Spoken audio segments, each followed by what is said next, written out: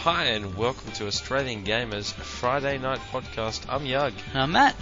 Tonight we'll be talking about the Tokyo Game Show, Discussing the Wii, which has been announced. yeah, and ramble on about some of the games we're currently playing. And a bit of a stroll down memory lane. Not really, no. We'll be talking about some old school gaming. Oh, I thought there No, was. no. I thought we were strolling. No, memory lane. Oh. It's not safe at this time of night. It is the valley unfortunately. after all. It is. There's all sorts of crazy antics happening down memory Not lane. everyone that listens to this is in Brisbane though. They might not know where the The valley valley is. is. Perhaps someone in Melbourne, the valley, they might think Hunter Valley, or I'm Yeah, sure there's true. some lovely wine there. Yeah, Whereas in that's Brisbane, it's true. more like, maybe I could get raped if I walk down that alley. Yeah. That'd be I fantastic. know. I've been walking up and down it. Just But hoping, just no- crossing your fingers, it's and not nothing worth- happens. It's nothing's happening for me. In case you hadn't gathered, we've gone for despite the bounciness of the intro music, we've gone for a bit of a more I didn't think chilled about out, that. Hey, laid back. Yeah, I did. I was wondering that. It's quite manic, and now we've gone for a bit more of a sort of laid back, chilled out Friday night. See, normally we go for a bit of a rum and coke, angry sort of vibe, but now we're going more for a cognac and a nice cigar. I think I could go with cognac. cognac. You could go a cigar. I've actually I bet you could. I've actually never had Sometimes cognac. a cigar is just a cigar. And sometimes yeah. I've You've never never had had cognac. cognac? I actually don't know what it tastes like. It doesn't taste very nice, actually. That's pretty It's one of common. those acquired tastes. I've never quite understood that. I mean, The whole acquired taste thing is a bit of a jip. It's like, this tastes so disgusting. Yeah, it's an acquired taste. Yeah, that's right. It tastes You have disgusting now, but once you drink it for 20 years straight, Yeah, you'll be addicted. yeah. So keep it up. Keep it up. Yeah. So let's talk about games instead of cognac. What do you think? Let's talk about the Wii. The Wii. Yeah. Well, the big news, really. Sorry, I started to have some energy then. Yeah. Watch out for that, man. That was a close call. This is the kind of podcast you should listen to just before you go to sleep. If you're out there and you're sitting ready for a big rave, ready to go out dancing, don't. Maybe save it till tomorrow morning. But if you are out there listening and you're thinking, I'm gonna go get my lounge jacket, feel free. Get a smoking jacket. Grab my lounge jacket and head to the smoking room. Grab a book and your pipe. You need a pipe. You need a pipe. This is the only podcast we've done where we're actually going to suggest clothing options and smoking. Yeah.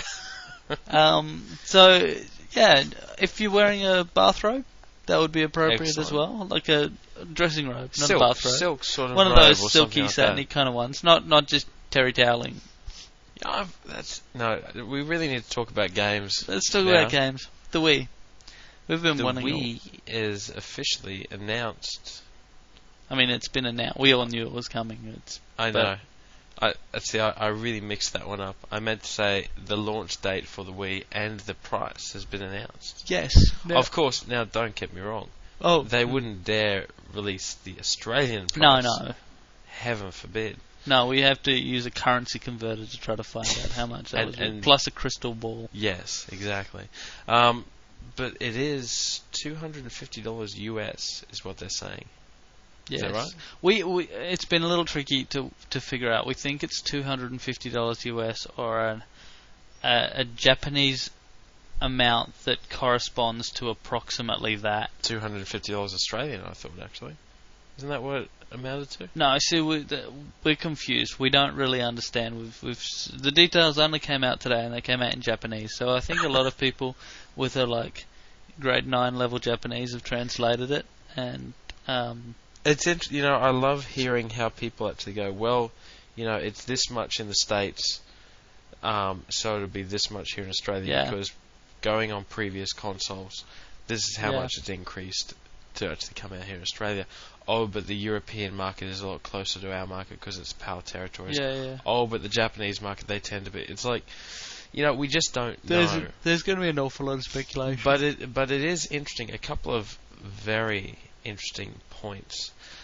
It's going to be launched. It's going to be the first system since the Super Nintendo to launch with a game. I think this is a very interesting thing. Well, other Interesting, is it? Yes. Okay. Other more recent. How interesting? Very interesting, or just? Is there any chance of me talking? That's all you do. It's a podcast. What do you want me to do? I want you to dance. I want you to do a dance. It can be Michael Flatley, or it can just be like a polka. I was thinking polka. A jig, even. A jig I could do. Yeah? But that's way too high an energy level for this particular podcast. Alright. The most I could probably do is a sachet of some kind, like a sort of a saunter around the room and rhythm, sort of a waltz. And then stagger. Something Solomon dignified I could probably do. No, you really couldn't. No, you really couldn't. Anyway, whatever. So yeah, we have a Wii coming out, and it's because this was announced for the Tokyo Game Show, which is Japan is pretty much the biggest thing for Nintendo. They've always been very focused on Japan. In Tokyo, apparently. So yeah, the game show. Tokyo Game Show. Anyway, because they've always been very focused on Japan, the Tokyo Game Show was always going to be a pretty big deal for them, and they've chosen that to give a lot of info. The first really concrete info on prices and releases and stuff like that. So the actual release... Did we actually mention the actual release date? The 19th of November. Now, for the record, the 15th of November is my birthday, so if anyone feels the need to go to Japan, buy me a present and bring it back, then... Isn't it a worldwide release? Well, it's a worldwide release. They've announced details of worldwide release for the United States. Don't get me wrong. The Xbox Japan. 360 and the PlayStation 3 are both worldwide releases as well. So, I'd say, going on that, the Nintendo Wii should be out here in Australia about February next year. Yes, possibly March. Possibly March. The Wii, they have announced Japanese launch date and American launch date. I don't believe they've announced anything for Europe even yet, let alone Australia. So it'll probably take a few details. It is still exciting that it is coming out. It's all very close, actually. It is very close, isn't it? Yeah, the 19th of November. All that money that you've saved up to actually buy presents for all your family and friends for Christmas. It's good to know that you'll be able to now afford a Nintendo Wii just before Christmas and have to apologise to all those people. Yeah, put it to good use. Yeah. The other cool thing is there's 30 games at launch. Yeah, I don't know if this is pretty old solid news or anything like that, but 30. Yeah. I think it was 27 at one point. I think there's another 3 that have been added, and it's from most of them coming from Ubisoft. I think it is. Ubisoft are really supporting. Yeah, big time. Which is bizarre, because any other time when you look at any other Nintendo console launch, obviously the big games come from Nintendo, because that's their thing. That's their bread and butter games have always been a really big thing. Anyway, the game it's launching with is the Wii Sports. Yeah, which is an extremely smart idea. Yeah, it's the kind of game which shows off all the capabilities of the Wii controller perfectly. Yeah, really. Yeah, it's an ideal choice. So that's perfect. And it should be a hell of a lot of fun, which is good because it means you'll buy your Wii and you'll take it home and you'll plug it in and you can play. Yeah. No matter what. Yeah, that's right. I mean, at November, we'll still get a chance to actually play the Wii at the game shows that are coming up, so that should be good before it actually comes out. Yep. Yeah. Do you have anything else you want to add on this particular topic? There's also been some finalisation of prices for the what are they called? The PlayStation 3. No. The games, the downloadable games for the. Yeah, actually, that was pretty cool because you can download the Super Nintendo. Virtual console games. That was the Super name. Nintendo, NES, and Nintendo 64. Which is pretty cool. I'm actually pretty glad of that because there've been some pretty solid Nintendo 64 games, and to be able to. I do wonder if, and this is something which hasn't really been answered, will it be backwards compatible at all with the GameCube? Because this is another thing. The Wii will play DVDs. Yes, that's been recently confirmed. Yep. Now, it's from what I can see from the design, it's a slot loading design. As in, you stick... It doesn't seem to have a thing that comes out. You put a CD in, push a button, that goes back in. It seems to be more of a design where you just stick something into a hole. Yeah. But you can't actually do that with the GameCube discs. They're small, they're tiny. It wouldn't work. Yeah, no, it probably wouldn't. I know, like the little smaller discs, you can't load them in a slot loading drive. No, exactly. So I'm just wondering, do they have support for the GameCube, which did have some fantastic games and all this kind of stuff? And yeah, I mean, pretty much it just seems to be the standard these days to provide backwards compatibility. So, considering the previous consoles, the Xbox, the PlayStation 2, the GameCube, they weren't that long ago, and they were a pretty big generation. So there's almost a requirement to support those because the games are still quite current. Almost. Yeah, and quite good. And I think there is, at least for a couple of years or for a year or so, there is still quite a demand to play those. I mean, we'll see what happens. You know, there's a big shift. Well, not so much even shift, but it's so noticeable the ability to download content, games. Even iTunes just did a big thing this week that they're now offering downloadable movies from Disney and all these other big companies and stuff like that, and they're pricing them really, really cheap. Yeah, Amazon actually, just before Apple announced theirs, Amazon announced their system. Their resolutions and stuff are higher as well, and their prices are the same. My only worry with the downloadable NES and Super Nintendo games and stuff like that is, in the same respect that I didn't really get into those games much when I had my Game Boy Advance, they're good for a nostalgia trip. I find nostalgia trips are great with a game I've already played for about 10 to 15 minutes. After that, I just get that whole feeling of, wow, why am I doing this? I already know this whole thing. I've been here before. Why am I still playing? There's a couple of exceptions to that, though. I played Wonder Boy 3, The Dragon's Trap, I think it was. Right, yep. Quite recently, I actually bought an old Mega Drive. Really? Sorry, not a Mega Drive, an old Sega Master System, second hand, and a bunch of games really cheap, and I ended up playing the Dragon's Trap, and it was such a good game. Like, I really enjoyed it, and I bought a couple of games, and some I remembered as being really good and just weren't, but that one was a really good game. Oh, cool. It was really fun. We might as well reminisce. Well, we already are. I mean, this was another topic we did want to talk about. Matt, we've gotten copies of Advanced Ghost and Goblins. Ultimate. It is the ultimate version of Ghost and Goblins. Apparently. Wow. Okay, good. For the PSP, anyway. Yeah. And you've actually played through it already. I've been trying. I've played through it twice to try to get to the end, and every time I get to the end, a demon at the door says, "You're not worthy. Come back when you're worthy." Yeah, you need to play and I have to go through level. the whole game again. Yeah. Yeah, that's right. It's not that I have to play it as a harder level. It's that I have to get all the rings. There's these rings scattered around, and I'm damned if I can find them. Oh, interesting. Yeah, so... See, I actually... Not so much a big fan, but I obsessively played the original Ghost and Goblins on the Nintendo, the NES. And I remember there was no save system or anything. You'd literally have to pause it and then leave your system on for like days and days at a time just to keep playing. Yeah, and the NES version was phenomenally hard. It's quite famously hard. Yes, and so is this version. Yeah, when I first got it, I played it on standard difficulty level.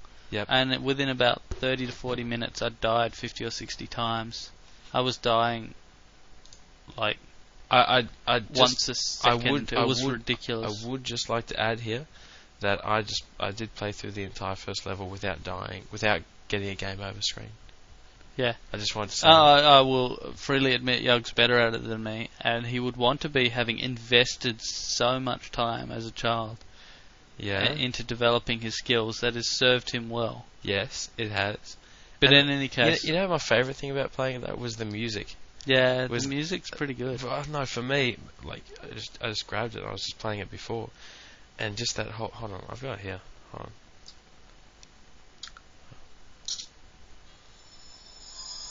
Ooh. very spooky. Do not sing along.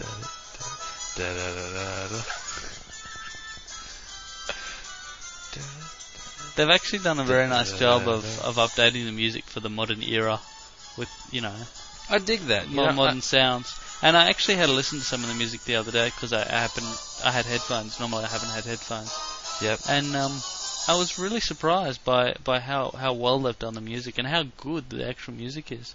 They got like choirs singing in the background and it's really full on. It's very cool. Let's reminisce some more. You know what game I played way too much of? What? Alex Kidd. Is that in Dragons, the one that you just talking about? No, Alex Kidd in Monster. No, Alex Kidd. You're talking about the one that was inbuilt in the Master System. Yeah. God, I played a lot of that game. See, I played so much of that game. I think I was telling you that when I went, that was another one that I ended up playing when I bought the second-hand Sega Master System, and it wasn't as good as I remembered. But because I'd played it so much, I was actually doing things and not remembering why. I was like playing and going, why am I jumping here? Oh, that's right, there's a hidden thing there. Yep. Like, it was that ingrained into my subconscious that even my conscious brain didn't remember. Didn't actually recognise what you were doing. So hold on, you're more of a Sega guy, and more the Master System. I never had a Mega Drive. We were too poor for that sort of thing. Right. The other thing I played a lot of was Sonic. On the Master System? Yeah, the Master System. That's right, it came out in the Master System. See, I was a Nintendo fanboy. A big time fanboy, actually.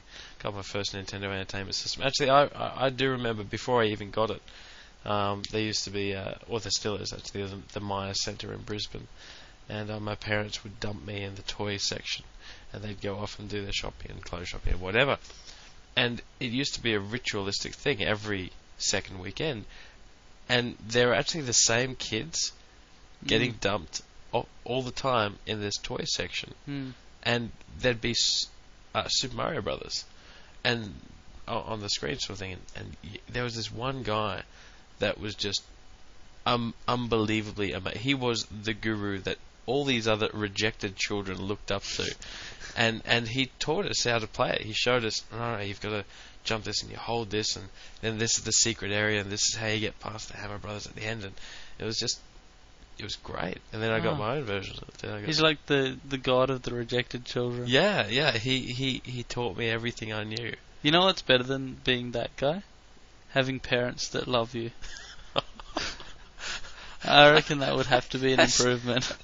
They ended up buying me a Nintendo NES, so I think, I got my Nintendo, and they got my Super Nintendo with.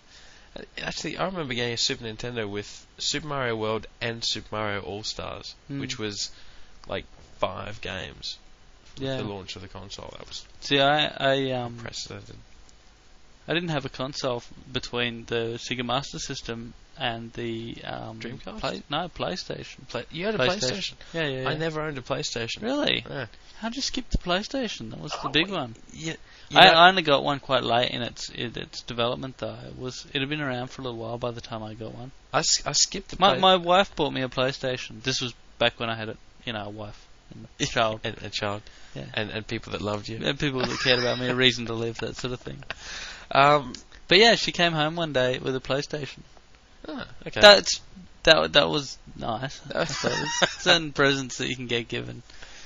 No, that's good. No, I'll tell you why I skipped the PlayStation.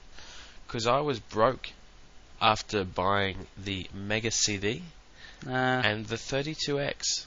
Yeah, that's right. You did that. Ooh, yeah, I did. I was always a Nintendo fanboy, but I loved equally the Mega Drive, Sonic, Toe Jam and Earl, and games like that. I loved them, and I was very excited about the Mega CD.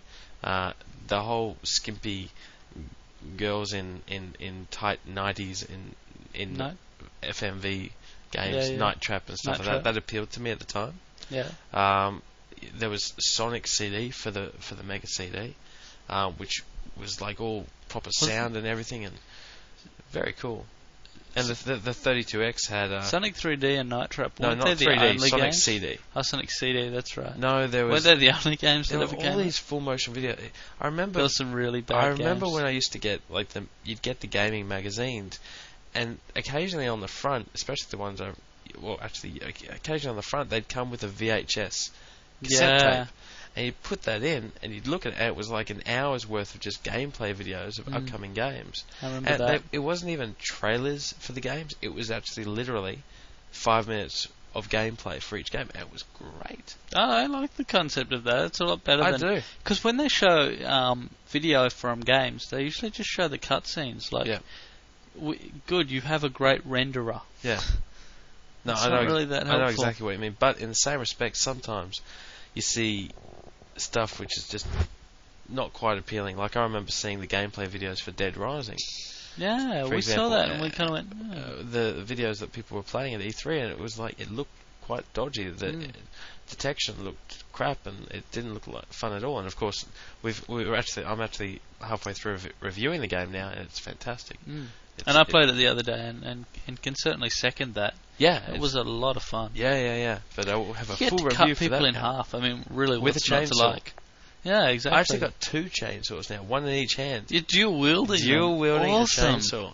Chainsaws. Yeah, that's pretty cool. But anyway, back to the. That's why I never got a PlayStation. And to be honest, initially I was a bit anti-PlayStation. Yeah. For 2 reasons. One, because it was the bastard reject of a Nintendo project. And, if it wasn't good enough for Nintendo, well, then it's just, I'm not interested. And 2, because initially I thought their controller looked stupid, and I was convinced it wouldn't be comfortable to use. Yeah, interesting. Yeah. And the horse I backed in the next gen console wars back then it was the Saturn, the PlayStation, and the 3DO, and the Nintendo 64, which was included there for a while until people realized, wow, that's actually not coming out for a long time. Yeah. And I backed the 3DO. Yeah, I was actually really keen on the 3DO. There's some family friends that were asking, which one should we get? And I'm like, get the 3DO. They imported a 3DO and a bunch of games for, like, back then $1,000 or $1,200 or something. And I mean, they were great games. The original Need for Speed, Road Rash. There was great platformer Gex the Gecko, and games that were actually really cool. And I look back with a lot of fond memories. But in retrospect, it was a very average system that failed because there was actually no real singular company that developed it. It was actually a console which I think Panasonic developed a version. Well, it was never a console. It was a console standard. Yeah, that's that right. was the plan. Was to make it a standard, and anyone could make their own consoles. But as long as they kept to that standard, it just never took off. It didn't quite sometimes make a lot of sense because I mean, if you got different companies manufacturing around the one standards, well, they're all going to try and outdo each other because they want you to buy their console. It's counterproductive. Yeah. They should be focusing on the games, not the console, because they're always going to be limited by the specs. So, anyway, never really came to Australia much, but no, you could only ever import them. I think. I don't think it was ever actually released here. So that's why I skipped I skipped right ahead to the Nintendo 64. Right. And that was even late in that. And the Nintendo 64 actually broke the back for me in terms of supporting Nintendo or being a Nintendo fanboy, because it was just, Mario was good. It was revolutionary, but I only played halfway through it and got bored. Zelda was phenomenal, one of the best games I've ever played. Apart from that, that's always been Nintendo's problem, though, is having a few stellar, outstanding, incredible games, and then a bunch of... Disagree. Super Nintendo, man, it's just... There's so many good games. Yeah, but how long has the Super Nintendo's lifespan been? It's been just ridiculously long. But that's the thing. The Super Nintendo, and then their next console was the Nintendo 64. It was like... The Super Nintendo, it had so many good games. My point is that you're looking at over the entire lifespan of a very long lifespan. It probably overall didn't have that many great games within the course of, say, 3 months or 6 months. No, but dude, the Nintendo 64 had a lifespan of like a couple of years. Especially if you look at it in Nintendo lifespans, sort of thing. You know, the time between the Super Nintendo, the Nintendo 64, and the GameCube. The 64 and the GameCube, man, they've produced very little amount of actual games. And very little amount of stellar games. Admittedly, they are great games. The ones that are good are really good. It didn't always used to be like that, man. Back with the Super Nintendo, you'd have just heaps of great games, heaps of third-party great games. You know, all the Secret of Mana, Super Star Wars, and Bomberman, all these third-party titles. And of course, that sort of switched focus to the Sony. You look at the Sony, and it's like there are many awesome games which aren't. Yeah, which might not be at first recognisable and stuff like that, you know. Because it's often not the Mario that's the next big game. It's the next Mario. It's the game that someone makes that. Yeah. That becomes the next franchise. Yeah, it's the next Ico or the next Tekken or the next. Even the PlayStation had great stuff. Like I remember when it first came out, you know, Wipeout, man. Wipeout was impressive. That defined the You know console. what really impressed me the most about the original PlayStation? Do you remember the demos they had? They had these tech demos. One was a running dinosaur and one was a manta ray. Yeah. And you could control them and you could move them. They were actually really impressive. They were. Tech demos. Yep. I think if you looked at them now, you'd go, it's funny. Probably. For me, with what sold me with the PlayStation and made me realise, wow, this is actually amazingly cool, was Wipeout and Final Fantasy VII. Final Fantasy VII was a big seller. I played through a lot of that on the PlayStation, and I wasn't able to finish it all because I never owned a PlayStation. So I was staying with my uncle for a while. And then I got it on the PC and finished it there. But wow. Final Fantasy VII apparently is what killed the Saturn, because it was one of the first games that was really pushed on the PlayStation, but was never available on the Saturn. Because I don't know if you remember, but Tomb Raider was a big seller on the PlayStation, and it was actually on both. Yep. But it was much better on the PlayStation, because the PlayStation was a 32-bit chip, but the Saturn, despite being technically a 32-bit, was actually 216 bits. Because originally, when it was being developed, it was going to be a 16-bit system with the CD. See, and But once they heard about the specs of the PlayStation, they had to add some. I mean, it's difficult to know for sure, but my gut feeling is that the reason that the Saturn didn't actually work or wasn't actually successful was because Sega had kind of screwed up their user base with the Mega CD and the 32X. I know that's why I never actually gave the Saturn even a second thought. Yeah, I was literally pissed off with Sega, and it wasn't until I bought a Dreamcast after you wouldn't stop raving about it that I got that, and I realised this is going to be the best console that no one buys. Yeah, which it really was. I mean, fans, serious gamers, hardcore gamers, all know that the Dreamcast rocks. Yeah, always did rock. Yep. It just never got the support it deserved. Yep. Yeah. From Sega, which is a pity. From Sega, of all people. They didn't really support it properly. They didn't market it properly. They didn't advertise it properly. They didn't sell it properly. It was a system very much ahead of its time. But I was very happy with my Dreamcast. Yeah. That was one of my favourite systems. I have a lot of good memories of that. I think in terms of my favourite systems, it would have to go Super Nintendo, Dreamcast, Mega Drive, maybe Nintendo, NES, and then maybe Xbox 360 maybe. Yeah, I'd probably say 360. I would have to probably go, because I haven't had that many, but I would probably have to go maybe with the Dreamcast quite high, largely because of Soul Calibur. Yeah, fair call. We spent a lot of time playing a lot of Soul Calibur. Yep. And I would put the PlayStation very high. Yep. No, fair because call. We spent a lot of time playing Tekken and a lot of time playing bloody Raw. Yeah. That's the one. Hold on, that's the one where they turn into dinosaurs. You turn into animals. You're thinking of Primal Rage. That was the dinosaur I'm one. thinking Primal Rage. No, Bloody Raw. because I remember playing that on the GameCube. Yeah, there was a Getting GameCube on the version GameCube. I had. Yeah. Have I told you the story? I don't know if I told you the story, but I remember coming back after a massive night, as in like a big rave that we went to. Yes. And I hadn't played Bloody Raw before, and we came back. You did tell me this. Yeah, it was a bunch of us, and we sat down, and we're just completely out of it. We're like, oh, big night, and we're like, oh, okay, we'll play a video game. Let's play a video game. And I was like, we need a fighting game. It was a GameCube. And it's like, yeah.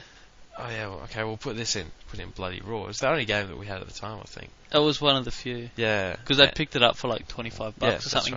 Right. Months before we even had a GameCube. Yeah, that's right. You did so, and put it in, and we're playing sort of thing, and then bang bang hitting each other, and then suddenly I pushed a button, and my character turned into a giant bunny rabbit. Yeah.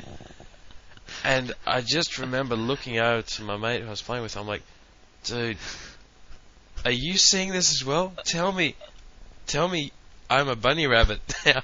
And he's like, what the hell's going on, man? And then because they didn't actually realise that you turned into stuff. I had no idea. And then he's playing for a bit, and he suddenly turns into this giant, googly-eyed chameleon. And we're just like, oh, this is really, no, this is wrong, man. This is just not right. And yeah, that was pretty funny. Yeah, fair enough. You know what? I think we've rambled on for half an hour now. Really? Yeah. The time flies. Is there anything we actually We're supposed to talk about the Tokyo Game Show as well. Yeah, you know what? There wasn't really that much to say about the Tokyo Game Show. Tokyo Game Show is anyway, on this weekend. Yeah, so, look, we'll talk about it in the next podcast. We'll talk about it in the next podcast. We'll update the site with information as we get it. Will we? Eventually. Okay. Late. There's some good games that will be shown a bit more. Look, we'll talk about Tokyo Game Show after next podcast, I think. Yes. Let us know what you thought of this. They won't have anything laid back podcast format here that almost sounds like we're practically asleep. Do you know it's a bit of a problem? The one thing we've gotten wrong with this particular podcast, and what I think our listeners will have picked up. What? We haven't argued too much about anything. We've agreed with everything, haven't we? We haven't been abusive to each other. I hate you. Yeah, I'm not. No, I just. No, I know. I was just thinking. Nothing. You didn't. I was actually quick reply. I was just thinking. I'm actually kind of getting to like you. I think all right. Oh, that's it. This is over. This is ending. That's every shade of wrong. All right. No, I didn't mean that in like a grotesque sexual way. No, I know. As a person, I actually kind of enjoy your company. Don't ever say that ever again. How dare you say that to me? You bastard. Alright. We're going to go. Thanks everyone for tuning in. Enjoy your Friday night. I hope it's a nice quiet one. Finish your pipe. Yes, and your cognac. Maybe curl up with on a the good couch book. With a good book. With a good book. Yeah. If you happen to I recommend something that's bound in leather.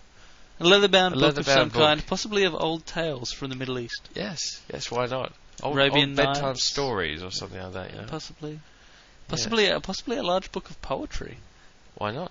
Bit of Byron. Old English poetry, or Paradise Lost, bit of Milton, something like that. Yeah. That's a bit of a downer, but that's alright. It's a bit of a downer, but at least it's big and, big settle and fluffy and so, Yep. Great. If you happen to be going out for a big night, rock on. Yeah, have a good one. But we're not. We're just probably going to be curling up with a good book. Different book. Like, we don't, read the same book. Curl up together. Read a book. No. Alright, between that and you going, I really like it, this is turning into a little bit of a slow-paced homoerotic podcast. Yeah, it's turning into Brokeback Mountain. That's not good. Do you know what bothers me about Brokeback Mountain?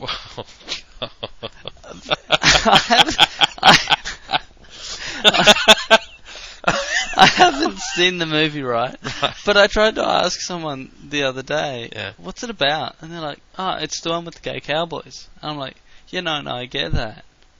But what's it about? Like, what happens? And they just looked at me like, there's gay cowboys. And I'm like, yeah, I understand that there are gay cowboys in it. and that some of the roles are gay cowboys. And I understand that maybe there's some sort of thematic constants of gayness and cowboyness. Yep. But what the hell actually happens? Dude. And they're like, Dude. Where's this gay cowboy? Stop. We're ending this now. Yeah. See you later. See you guys.